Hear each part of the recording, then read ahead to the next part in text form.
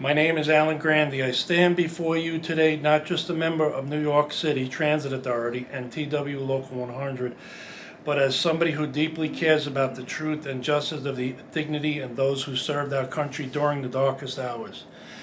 I am here to raise awareness about an issue that continues to affect many brave Americans, first responders, recovery workers, and civilians who answered the call after September 11, 2001 attacks. Excuse me. Those individuals acted without hesitation, without concern for their own safety, and without expectation of their recognition. Yet today, far too many of them are being forgotten. Their stories are in danger of being erased. Their service is overlooked, and most disturbingly, their access to critical health care and financial support is being denied.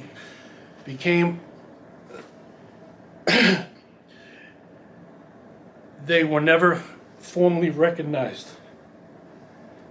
Let me be clear. This is not a bureaucratic oversight. It is a moral failure. The World Trade Center Health Program, through both the city programs of Mount Sinai and the national program, has provided essential support for so many survivors and responders.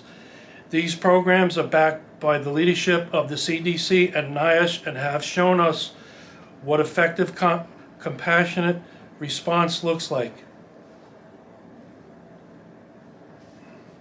Excuse me one second. No, take your time. Would you like some water? No, thank you. I gotta get through this. I share with you these pictures here. These are people in Transit Authority. This particular picture, that is myself in that picture. These people here are dubbed the Hoffman Boys in a video that is on YouTube that is narrated by Ozzie Davis. I photographed these pictures, not that one. This one, and several others. I've always explained that America sent them the best. Let me just finish.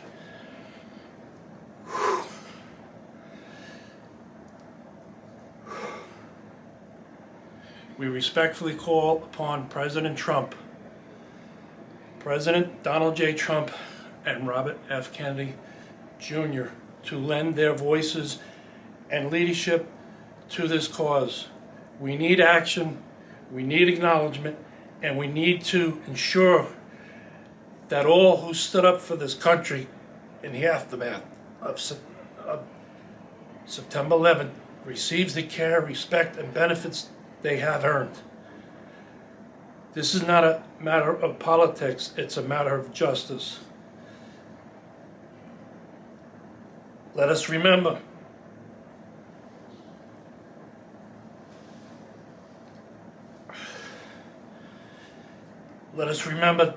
the measure of a nation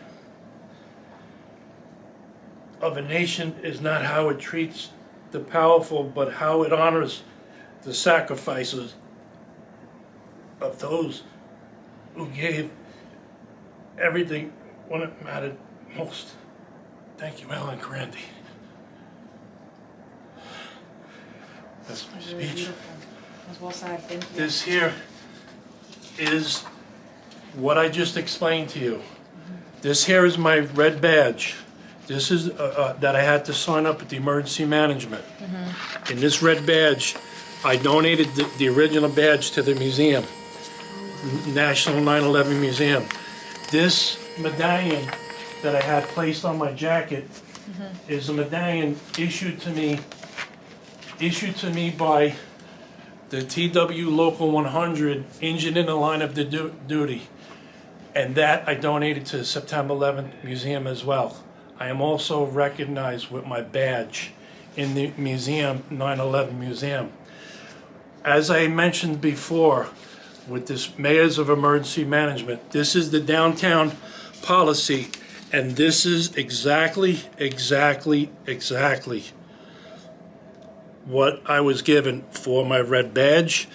These are all the heroes that are lost in history. These are all the heroes plus volunteers that are lost in history. And these are all the agencies that have responded. That have responded. Well, thank you for sharing this. These are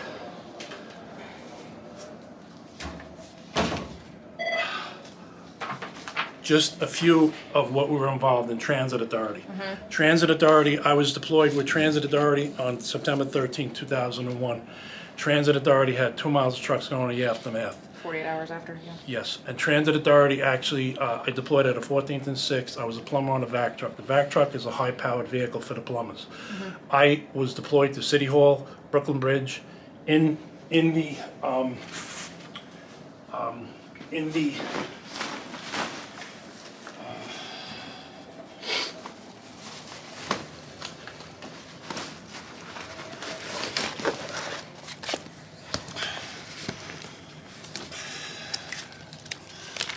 1 second, Phil. This is a signed affidavit, what I just explained to you. That was given, it also goes to, I made several copies of affidavits to always have on hand. Yeah. This went to my union, and this just shows the insignias on them, and recognition project. And as I was saying before, what it is, we're also been trying to get a Senate bill through. In the New York Senate. In New York side, Okay. which just was reintroduced. I'll take a look at this closer. I mean, obviously, this is a New York Senate, not a And so, federal. obviously, and so I appreciate your time. Yeah. And so, excuse me for being a little nervous. Oh, Nuri Kimmy did great. It's hard to come up here and have to tell your story, let alone one like this. And I'm not one to brag. Now look up. That's me, September 14, 2001. I'm one of. What paper is this? This is in the Staten Island Advance, September 14, 2001. I am not one person to brag. I am one person of many thousands of people that responded. And my dad served in the United States Navy submarines. Submarine is down in Penn's Landing, USS Macuna 319.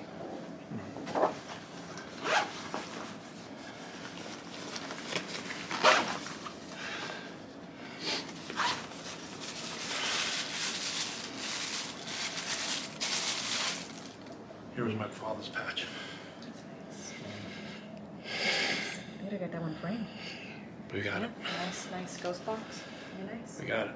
Yeah, this is great. Well, I wanted to show what matters to a lot of people is that healthcare program. Yeah. That health I think program we mentioned that, yeah. is very, very important for a lot of people. I am just one person and one voice. I have thousands. And so that is why we were here today, for people that cannot show up, that have other things going on in their lives.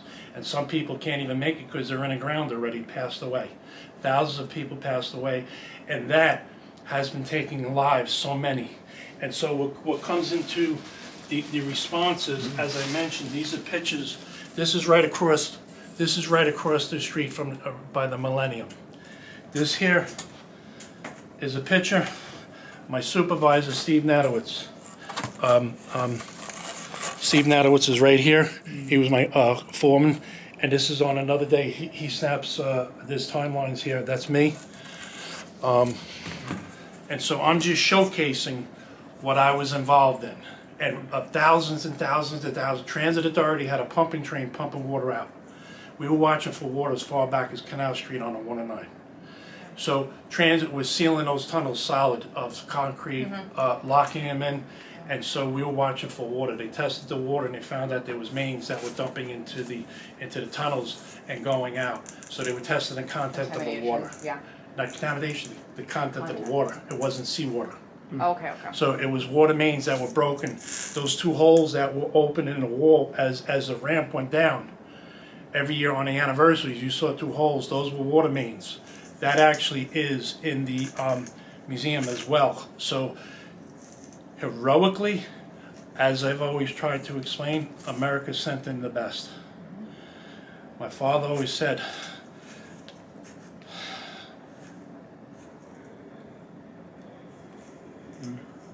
we were only on this earth for so long, and we live in the greatest land in the country. My father was a very humble man, respectful man, and taught me a lot.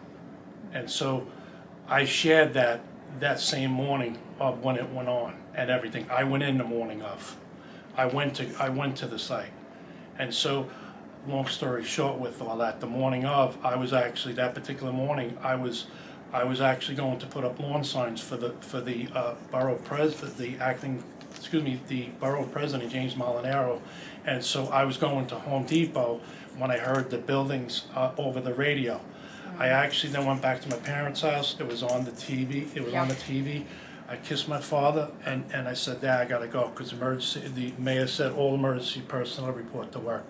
And so I walked a mile. I then went to the train station. I saw the train coming in from the ferry going to Tottenville. I was on the other side of the platform on Eltingville. I saw the conductor. I raised my badge. I said, you going to the ferry? He said, yes. I went down and around. I got in a cab. He actually took me to Tottenville. Train went to express to the ferry. When the train went express to the ferry, I met a gentleman at the ferry who was transit authority. His duties at transit was control train traffic at Bowling Green. So him and I walked, we're on the ferry together. We walked to South Ferry. I tried to call my command center, my reporting quarters at 14th and 6th. There was no radios because the towers were knocked out. Once the towers were knocked out, we were in the tower. It's an enclosure, glass enclosure at South Ferry. In that point of view, we then walked up. I couldn't get radio confirmation, and so we walked up to Bowling Green. I then went into the tower again where they control train traffic. I saw a supervisor in there.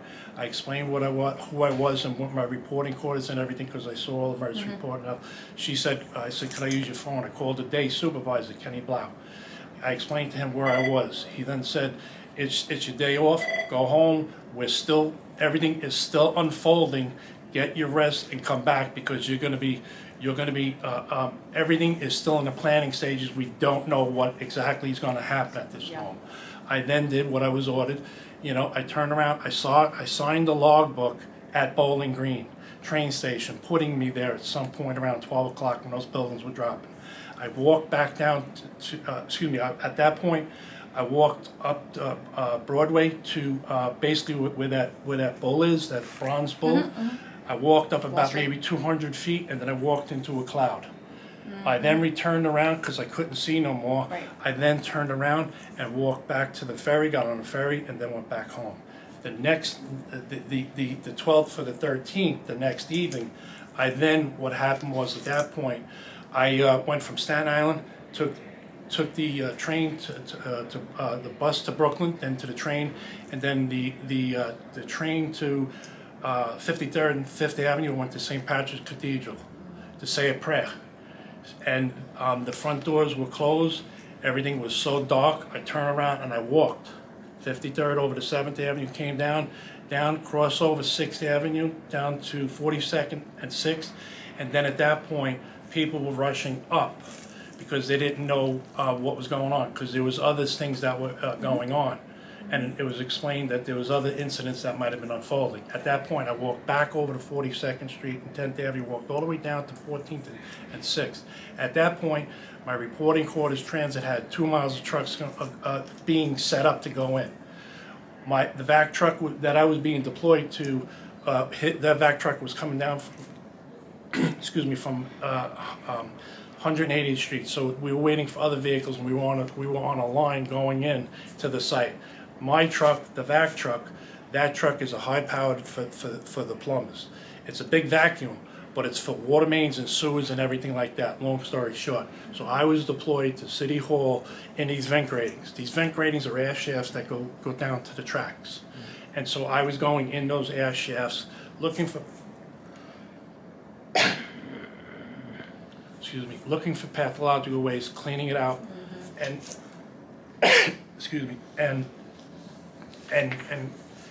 and the carpenters were securing that. We did that around the whole site. That's just a It's one story of many. short version. Yeah. And so But I you were thank able you. to make it home when other people weren't. I thank you for your time, and we just drove from Jersey, so, you know, Okay. and so that's why we were out of breath trying to get here. Yeah, no worries, no worries. So